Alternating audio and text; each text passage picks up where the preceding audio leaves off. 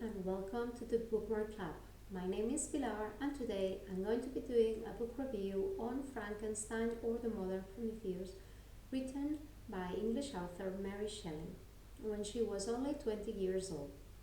The first edition of this book was published on the 1st of January 1818, but the edition I have on my hands is a beautifully one from Barnes & Nobles, New York, which offers quality classical editions at affordable prices.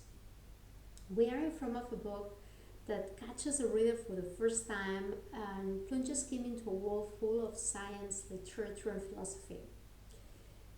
The story it is a combination of gothic horror, science fiction, and romantic moment.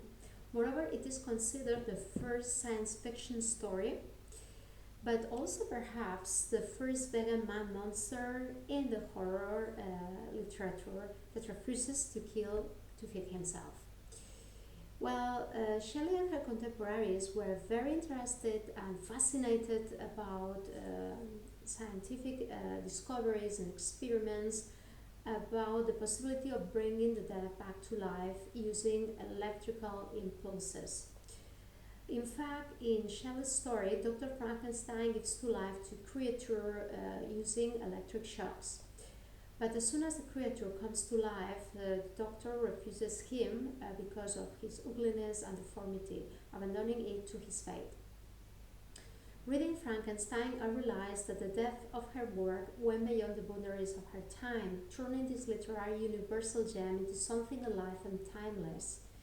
However, behind his fearsome and ugliness, we find a sensitive creature, very kind and very intelligent, an avid reader that loves reading books, high-minded books such as Lives of Plutarch, Werther by Goethe, or Paradise Lost, for example. This is such a beautiful written book that contains a rich vocabulary, beautiful statements, and very powerful descriptions.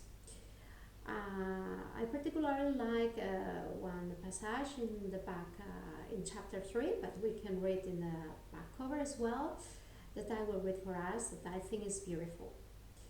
Well, you are my creator, but I am your master, obey. That refers to the moment when the creator is asking to his creator to create another being, a companion, a girlfriend, because the creator feels very lonely and wants to share his life with someone else. Anyway, I learned a lot of interesting things learning this book, especially about the etymology of the meaning, Frankenstein. Frankenstein means the stone of Franken. Stein in German means stone, and Franken refers to a place in Germany, a region in fact, that it's called Bavaria. In Bavaria, we can find Ingolstadt, that is the city where the Dr. Frankenstein creates his man monster.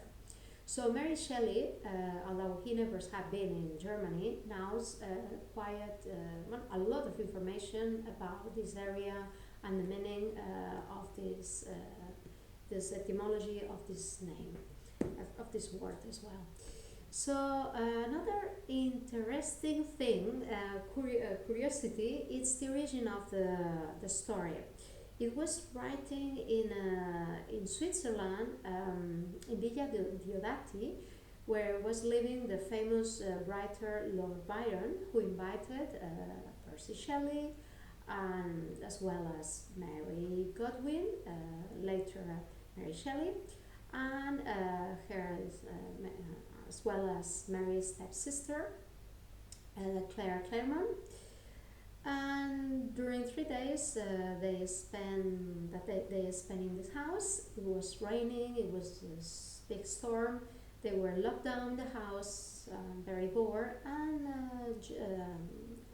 famous Lord Byron made a proposal to them to write some horror stories to amuse a little bit. and that was the origin and the birth of the famous Frankenstein by Mary Shelley, but also the famous story of the vampire that was the antecedent, well, the antecessor of the famous Bram Stoker's Dracula.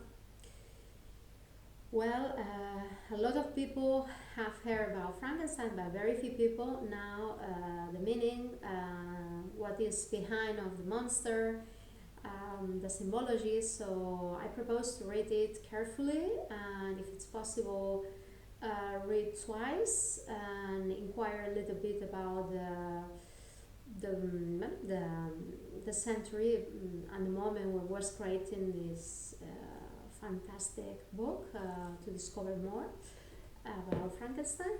And well, I don't want to extend anymore, so stay tuned and see you soon. Bye.